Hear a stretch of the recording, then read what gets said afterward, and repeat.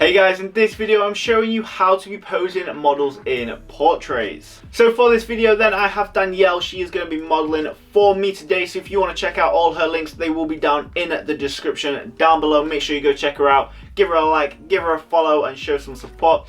But for this video we are travelling down to Newstead Abbey and neither of us have been there before, so this is completely new to both of us, so let's get straight on with it. So the first tip guys then is you want to make sure you are checking the background of your photos. You want to make sure there is no horizon lines cutting through the model's neck or anything coming out of the model's head. So in this example here there is a tree behind Danielle, which is not a good photo because it looks like she's got a tree growing out of her head. So as you can see here there is this hedge behind Danielle and it looks like it's growing out of her head, so this is not the sort of angle and sort of thing you want. So if you want to get a photo like this, if we get it to move to the side down this thing, there will not be a one behind her and growing out of her head, so that will be a better angle to use. So just make sure you're checking for stuff like this and make sure there isn't anything like this growing out of the model's head or a horizon line cutting through the model's neck.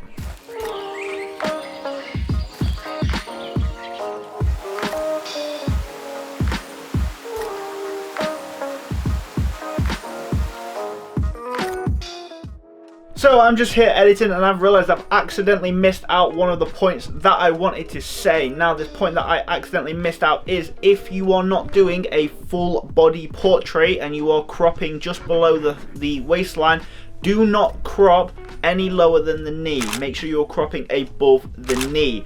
If you crop below the knee and you're cutting through the shin, you expect to see the feet after the knee. But if you crop above the knee and you cut through that thigh, it looks better and it looks more natural. So when you are doing this, make sure you're cutting above the knee. Now let's get back to the video. So the next thing you want to make sure you're doing then is making sure you're creating triangles within the body. Now you can use arms or legs for this, they're usually the best things to use for this. So you want to make sure the model's got their hands on their hip, making a triangle with that, or if they've got, they're stood on one foot and they rest the other foot, making a triangle with the legs. So it looks a little bit like this. So as you can see, she is creating a triangle here with her arm, and it's just creating a nice looking body figure, and same down here with the leg, she's creating some nice triangles with the leg there, and this just creates a very nice appealing body figure and body image to your model. So my next tip then, if you are struggling with the model's hands and you don't know what to do with them, fill them with some form of prop. You can use anything like a phone, sunglasses, coffee cups, just anything. Put something in their hands, it fills their hands up and it's one less thing for you to worry about and think about. So if you are struggling and they just look wrong or look awkward, make sure you just put in anything and everything in it, but just make sure it's relevant to your photo. So as you can see here in this example, Danielle has the phone in her hand, so if you are struggling and the hands just look a little bit awkward, just throw the phone in her hands. She also has the sunglasses on top of her head. If you wanted to fill that in, you can use her hands to move the sunglasses and make it look like you're adjusting it.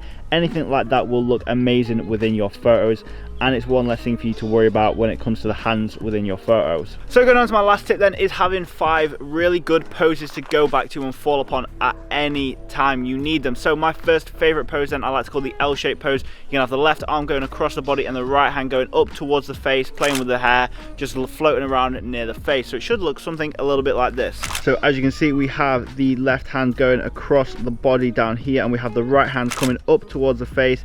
You can have it resting on the face, you can have it playing with the hair, or you could just have it floating around near the face. Anything like that always looks amazing. So going on to my second favorite pose then, I like to call it the look back. So you can make it look like the model is walking and just looking back over their shoulder towards the camera, so it should look something a little bit like this. So as you can see, Danielle is stood on 2 other different stones, make it look like she's walking forward but is looking back towards the camera, keeping eye contact with the camera, which is key within your portrait photos. So my third favorite pose to use then is the fake walk. So what you're going to do is you can get them to rock back and forth between their back foot and their front foot, and it makes it look like they are walking. So it should look something a little bit like this.